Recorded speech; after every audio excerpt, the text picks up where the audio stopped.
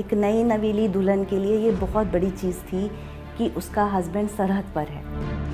फौजी की बीवी रो नहीं सकती, मैं किसी के सामने नहीं रोई, लेकिन रात में जब सब सो जाते थे मैं अक्सर रोती थी, जब मैं सोचती थी कि मेरा हस्बैंड भी वहीं है। सौरभ कालिया और उनके 5 साथियों की बॉडी हमारे देश को लौटाई गई थी। किस तरीके से उनको टॉर्चर करके मारा गया, एक एक अंग काट के फिर मारा गया। That was very difficult जब मैं सोचती थी कि मेरा हस्बैंड भी वहीं है। नमस्कार, कारगिल युद्ध की कहानी एक योद्धा की जुबानी में एक बार फिर हाजिर हूँ। मैं अनूप कुमार मिश्र। आज हम एक ऐसे योद्धा की बात कर रहे हैं जो सरहद पर तो नहीं पर अपने घर में एक नया मोर्चा संभाले हुए हैं। दरअसल मैं बात कर रहा हूँ कैप्टन अखिलेश सक्सेना की पत्नी शिखा सक्सेना। वो एक ऐसी पत्नी हैं जिन्होंने कारगिल युद्ध के दौरान अपने परिवार की तो जिम्मेदारी संभाली, साथ ही उन सभी परिवारों की जिम्मेदारी संभाली जो सरहद पर लड़ाई लड़ रहे हैं। इन्होंने अपने दिल की बात एक पुस्तक में लिखी है जिसका नाम है नेशन फर्स्ट। इस नेशन फर्स्ट में उनने हर उस पल का जिक्र किया है जो कारगिल युद्ध के दौरान उन्होंने जिया है। आइए इस किताब में क्या क्या है उसके बारे में बात करते हैं शिखा सक्सेना से। शिखा सक्सेना, आपका हमारे इस प्रोग्राम में बहुत बहुत स्वागत है। सिविल बैकग्राउंड से आई थी, डॉक्टर्स हैं मेरे दोनों पेरेंट्स, उनकी बेटी हूँ। मेरा कोई भी रिश्तेदार दूर दूर तक भी फ़ौज में नहीं था। ये पहला रिश्तेदार था जो फ़ौज में था। ज़िद अपनी थी कि मुझे फ़ौजी से शादी करनी है, क्योंकि वो फ़ौज की तरफ जुड़ने का जो जज्बा था वो मेरे अंदर बहुत गहरा था। आईटी बैकग्राउंड से होने के बाद भी मैं फ़ौज में जाना चाहती थी और ये बहुत सीधा रास्ता था कि वहाँ किसी अफसर से शादी करूँ और उनके साथ रहूँ। हाँ, परिवार में मंशा नहीं थी उनको। आज भी जो सिविल सोसाइटी हैं उनको अपनी बेटियां देते हुए डर लगता है कि किस तरह से ज़िंदगी निकलेगी, क्या होगा, कुछ नहीं पता होता। पता मुझे भी नहीं था, बस चाम ही था। जब अंदर आई तब पता चला कि यहाँ का एनवायरनमेंट कितना अलग है। देशभक्ति से भरा हुआ वो पूरा वातावरण होता है, वो ऑरा ही डिफरेंट होता है जब आप कैंट में रहते हो। रोज़ सुबह फ़ौजी दौड़ते हुए निकलते हैं और उनकी बूट्स की आवाज़ आपको जगाती है सुबह 4:30 बजे, और आपका हस्बैंड आपको सोए हुआ छोड़ के निकल जाता है उनके साथ दौड़ने के लिए। वो इतना बड़ा ऑरा था कि किस तरह मेरी आत्मा खुद फ़ौज में कन्वर्ट हो गई और मैं फ़ौजी बन गई, मुझे पता ही नहीं चला। जिस भक्ति से, जिस भावना से ये फ़ौजी अपने देश के लिए जान न्यौछावर करने के लिए तैयार रहते हैं, वैसे ही इनके परिवार हो जाते हैं। हमें मालूम होता है कि ये आगे बढ़ रहे हैं, देश जान का खतरा है। मैं विधवा हो सकती हूँ, कोई माँ अपना बेटा खो सकती है, लेकिन फिर भी हम एक ढाल बन के खड़े रहते हैं इनके बीच में और परिवार और समाज के बीच में। कैसा होता है वो, कैसे कर पाते हैं? हम एक दूसरे के सहारे चलते हैं। जैसे कोई लेडी फ़ौज में शादी करती है तो वो एक एसोसिएशन है, आर्मी वाइफ वेलफेयर एसोसिएशन, हम उसका एक मेंबर बन जाते हैं और एक दूसरे को संभालते हुए आगे बढ़ते हैं। फ़ौजियों को कितनी बार पता भी नहीं होता कि हम पीछे परिस्थितियों को कैसे संभाल रहे हैं। ये एक फ़ौज का बहुत बड़ा सपोर्ट है और बहुत बड़ी, जिसको आप कहेंगे कि ढाल है, जो अपने अंदर सब कुछ समेट लेता है। और जो फ़ौजी सरहद पे होता है उन्हें कुछ पता नहीं चलता। हमारे जो हस्बैंड हैं या बेटे हैं वो हमारे एक वेपन्स के साथ रहते हैं, तो हमें इस चीज़ का भी डर होता है कि कहीं उनका मनोस्थिति अगर कमज़ोर पड़ी तो क्या हाल होगा। अगर वो दुश्मन के सामने देश को छोड़कर परिवार के बारे में सोचेंगे तो कैसे चलेगा। तो वही हमारी भी दशा हो जाती है। हम भी देश के बारे में पहले सोचते हैं, परिवार के बारे में बाद में। परिवार की जिम्मेदारी मेरी, जिस टुकड़े को वो लीड कर रहे हैं उनके परिवार की भी जिम्मेदारी मेरी। ये एक आर्मी ऑफिसर की वाइफ का फ़र्ज़ होता है। और हम वो अदा करते हैं। पहला झटका मुझे जब लगा, इन्होंने बताया नहीं था कि ये कारगिल युद्ध पे जा रहे हैं। इन्होंने कहा कि एक ट्रेनिंग पे जा रहा हूँ और मैं तुमसे बात नहीं कर पाऊँगा 10-15 दिन के लिए। हमें मालूम था, क्योंकि हमारा जो नेटवर्क है बहुत स्ट्रॉन्ग है। लेडीज़ का नेटवर्क वैसे भी आपको मालूम है बहुत स्ट्रॉन्ग होता है।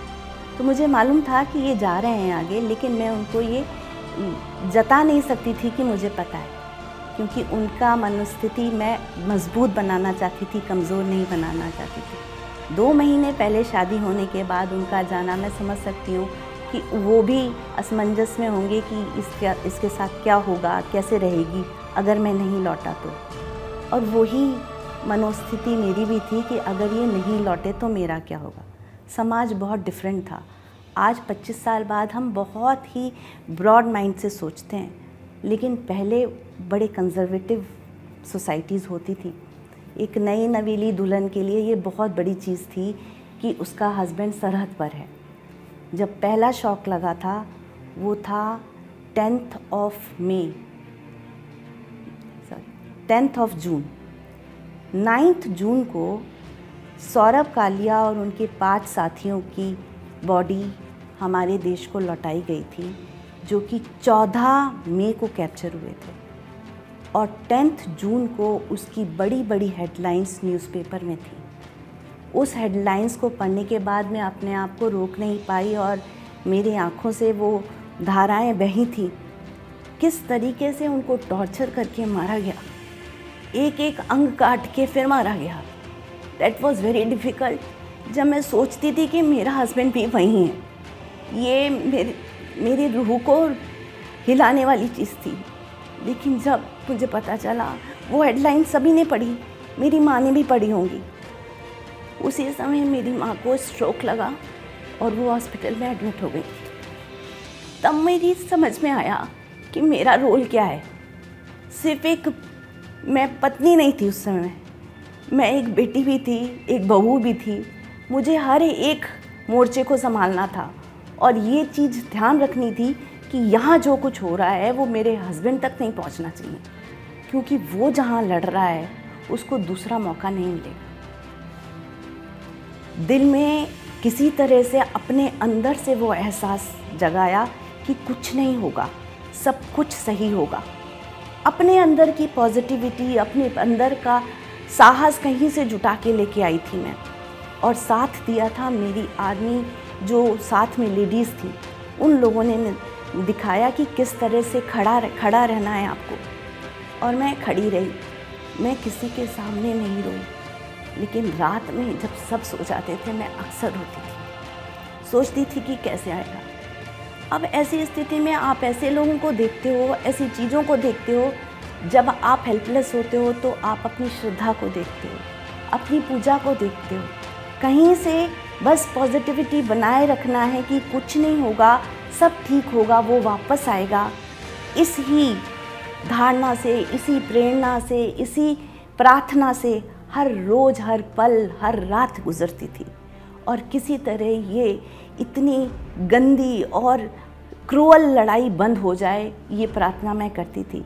मेरे जवानों की बॉडीज़ देहरादून में थी, मैं लौटती थी। मेरा फ़र्ज़ बनता था जो जवानों की वाइफ्स हैं मैं उनसे मिलूं जाके। जब मैं उनसे मिलती थी, उन्हें गले लगाती थी, मैं खुद रोने लगती थी। एक फ़ौजी की बीवी रो नहीं सकती, लेकिन मैं उसको कैसे समझाऊं कि हाँ चला गया, कोई बात नहीं, ऐसा नहीं हो सकता। वो उसकी ज़िंदगी हमेशा के लिए वो जगह खाली हो गई। जब बच्चों के सर पर हाथ रखती थी तो लगता था इन्हें मालूम भी नहीं है कि अब इनको अपने बाप का प्यार कभी नहीं मिलेगा। इतना बहुत नहीं था। ये आगे चलता रहा। ये लड़ाई 2 महीने तक चली, लेकिन बीच में एक झलक मुझे अपने हस्बैंड की, कैप्टन अखिलेश सक्सेना की टीवी पर मिली। जब तोलोलिंग के बाद इनकी टुकड़ी ने वहाँ झंडा फहराया, वो एक लहर पूरे देश में भरी थी और फिर वो उम्मीद भरी थी कि अब हमें कोई नहीं रोकेगा। वो जज्बा हर हिंदुस्तानी के दिल में था और वो शायद इन फौजियों तक पहुंच रहा था। उस समय मीडिया ने बहुत बड़ा काम किया था कि हम देशवासियों तक वो बातें पहुंच रही थी जो फौजी कर रहे थे। फौजियों को खुद नहीं मालूम था कि उनकी बातें हम तक पहुंच रही हैं। उस समय मैं सेंटर में पढ़ाती थी, सारे बच्चे मेरे आसपास थे। टीवी दिन रात चलता था, किसी को कोई काम नहीं करना था। जो अपने अपने काम में मशरूफ़ रहते हुए सबके ध्यान, सबके कान टीवी पर रहते थे कि अब क्या हुआ है, अब क्या हादसा हुआ है, हमारा देश कहाँ तक पहुँचा। ऐसा तो नहीं किसी को और जख्मी हो गया, कोई गिर गया, किसी को खो दिया। हर वक्त ऐसा। जब मैं टीवी पर मैंने इनको देखा, इनकी टुकड़ी के साथ तोलोलिंग पीक पर उस तिरंगे के साथ, उस समय एक नया जज्बात, एक नई चीज़ उमंग साथ में आई कि ये भगवान ने हमें चूज़ किया है। वो जो जिस अट्रैक्शन से मैं इस फौज में घुसी थी, ये वो दायित्व है, ये वो कर्तव्य है जो हमें निभाना है और हम ही निभाएंगे। मेरा हस्बैंड है, वो फ़क्र महसूस हुआ डर डर के, लेकिन वो डर को मैंने किस तरह गर्व में महसूस किया, वो धीरे धीरे टाइम से कन्वर्ट हो गया। उस दर्द की, उस गर्व की दास्तां मैंने इस बुक में लिख दी। हर एक पल मैंने इस बुक में जो भी लिखा वो जिया, वो इसमें पिरो दिया। हर भावना के साथ मेरा कैप्टन अखिलेश का जिस तरह ने उन्होंने लीड किया और वहाँ पर जो देश भक्ति में पुरोहित वो सोल्जर्स किस तरह से उन्होंने काम किया। 2-2 दिन खाना ना मिलने पर इंसान एक कमरे से दूसरे कमरे नहीं जा सकता और वो बिना खाए पिए जंग लड़ रहे थे। कहाँ से आई ये एनर्जी? सच बात तो ये है कि जब देश सामने होता है तो हम फौजियों को कुछ और नहीं दिखता। हमें वो जज्बात और वो जो एनर्जी है वो कहीं से आती है और हम वो कर गुज़रते हैं। कर गुज़रने के बाद याद आती है कि एक हाथ नहीं रहा या एक पैर नहीं रहा, कि किसी की आँख चली गई। उन फौजियों के साथ भी यही हुआ। जब जब उन्होंने अटैक किया तो उन्हें नहीं मालूम था कि उनका क्या कट गया। जब वहाँ पर इस्टेब्लिश हुए, जब उन्होंने तिरंगा फहरा दिया, तब उन्हें महसूस होता था कि कितना खून बह रहा है, किसका क्या चला गया है, किसी का हाथ, किसी का पैर, किसी का आँख, किसी के कान। और वो लौट के भी आए, आधे अधूरे, जो शहादत हो गई जिनकी, वो चले गए, लेकिन जो लौट के आए वो कहानी भी इसमें है। डिसेबल्ड सोल्जर्स की कहानी, जो बिल्कुल फिट थे, जो अपनी परम सीमा पे, जिन्होंने हमेशा अपने फिटनेस को आगे रखा, वो आज अपाहिज होके किसी के ऊपर डिपेंडेंट थे। उनकी मनोदशा कैसी थी, वो हॉस्पिटल में कैसे रहे, उन्होंने कैसे फिर उस चीज़ को सहा और कैसे अपने आप को फिर से जगाया कि मैं आगे देश के लिए क्या कर सकता हूँ। सिर्फ एक यूनिफॉर्म पहन के देश के लिए करना बहुत बड़ी बात होती है। उसके लिए बनना, उसके लिए ट्रेनिंग बनाना बहुत बड़ी बात होती है, उस ट्रेनिंग से निकलना। लेकिन मुझे लगता है हर देशवासी कर सकता है, जहाँ पर खड़ा है वहाँ से कर सकता है। सिर्फ उतना ही डिवोशन और सिंसियरिटी चाहिए उसको, जो कि एक सोल्जर में होता है। वो सरहद पे खड़ा है, आप ऑफिस में बैठे हो, आप उतनी शिद्दत से काम करो, आपकी इकोनॉमी, आपका देश, आपकी फाइनेंस तरक्की करेगा। फिर देखें कैसे किसी की हिम्मत होती है कि हमारे ऊपर अटैक कर दे। ये दोनों का कर्तव्य है। फौजी जो देश की सरहद पे खड़ा है, उसका कर्तव्य है कि वो हम सब की रक्षा करे, लेकिन जो अंदर बैठे हैं उनका कर्तव्य है कि वो फौजी की रक्षा करें, उसके परिवार की रक्षा करें। इतनी मन से काम करो अपने काम को कि आपका काम सराहनीय हो पूरे देश में।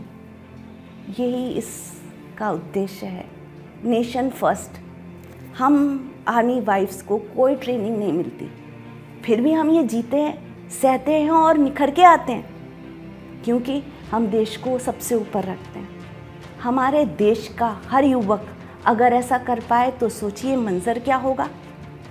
वो बच्चे 22 साल, 21 साल, 25 साल के थे ना, जिन्होंने ये एक देश भावना की प्रेरणा जगा दी सब में। आज भी हम उन्हें याद करते हैं। विक्रम बत्रा, विजयन थापर, मतलब शादी के लायक वो बच्चे, और अपने छोटे छोटे बच्चों को छोड़ के गए। उन्होंने एक चीज़ सिखा के गए हैं, देश के लिए जियो, आपकी ज़िंदगी पूरी है।